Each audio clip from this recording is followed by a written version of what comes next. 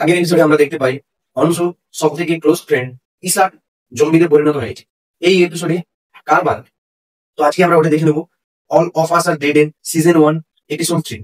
এই এপিসোডে আমরা প্রথমেই দেখতে পাই যে তারা স্কুলের সমস্ত বন্ধুরা যে ব্রডকাস্ট রুমে এসে ইংলিশ ম্যামের সাথে সবাই একসাথে ছিল, এবং কিছুক্ষণ পরে আমরা দেখতে পাই তারা যে দড়িটি দিয়ে উপরের রুম থেকে ব্রডকাস্ট রুমের মধ্যে এসেছিল, সেই দড়ির মাধ্যমে একটি জম্বিও কিন্তু ওই ব্রডকাস্ট রুমে আসার প্রচেষ্টা করছে, যেটি তারা সবাই মিলে আটকাতে কিন্তু ব্যর্থ।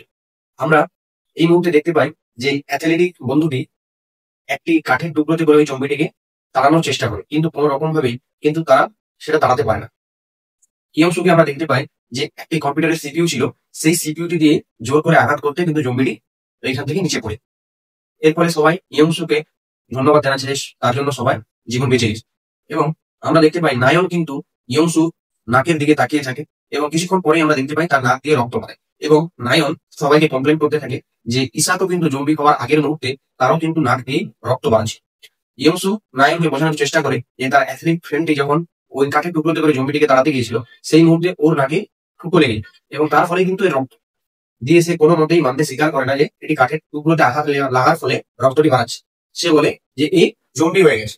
যে তার অন্যান্য বন্ধু বান্ধবরা কিন্তু বিশ্বাস করে না কোনো মতে যে ইয়ংসু জম্বিতে পরিণত হচ্ছে, কিন্তু ইংলিশ ক্লাস টিচার সবার কথা অস্বীকার করে ইয়ংসুকে বলে যে ওই ল্যাবের ভিতরে 8 ঘন্টা থাকার জন্য, এবার ও যদি জম্বি হওয়া থাকতো তাহলে 5 মিনিটের মধ্যেই কিন্তু জম্বিতে পরিণত হয়ে যাবে। এই জন্য তাকে একাকে ওই রুমে বসে। তারপরে আমরা দেখতে পাই 8 ঘন্টা পেরিয়ে যাওয়ার পরেও তাকে যখন বাইরে ডাকা হয় সে কিন্তু কোনো মতেই আসে না, এবং সবাই মিলে নায়নকে বলে যে সেই ভিতরে গিয়ে তাকে সরি বলে বাইরে নিয়ে আসে। এই আমরা দেখতে পাই নায়ন ভিতরে যায় এবং ইয়ংসুকে সরি বলে দিয়ে দেখি আমরা তার হাতে যে আঘাত লেগেছিল, সেই আঘাতে নায়ন কিন্তু একটি রুমাল পকেট থেকে বার করে তার ওই রক্ত কিন্তু সাফ করতে আমরা দেখতে পাই। দিয়ে নায়ন বেরিয়ে চলে আসে। তারপরে আমরা দেখতে পাই ইয়ংসু বেরিয়ে এসে নায়নের সাথে পুনরায় ঝগড়া করতে থাকে, কারণ সে তার কাছে গিয়ে কিন্তু সরি চাইনি বা ক্ষমা চাইনি। দিয়ে আমরা দেখতে পাই কিছুক্ষণের মধ্যেই কিন্তু ইয়ংসু পুনরায় জম্বিতে পরিণত হয়ে যায়, যেটা ছিল সং ইয়ং এর একদম ক্লোজ ফ্রেন্ড। দিয়ে আমরা দেখতে পাই তারা নিজেদেরকে প্রোটেকশন করার জন্য ইয়ংসুকে দরজা দিয়ে পালিয়ে যাওয়ার জন্য বলে, এবং সে পুনরায় দরজার কাছেও চলে যায়, কিন্তু সেই মুহূর্তেই কিন্তু তার জম্বি পুরোপুরি পরিণত হয়ে যায়, এবং সে এই বন্ধুদের কাটার চেষ্টা করে। এবং আমরা দেখতে পাই সং ইয়ং সবাইকে বাঁচানোর জন্য সে কিন্তু জানলায় গিয়ে আওয়াজ করতে থাকে, এবং ইয়ংসু সেই জানলা দিয়ে তাকে করার জন্য যায়, এবং সে জানলা থেকে নিচে পড়ে যায়।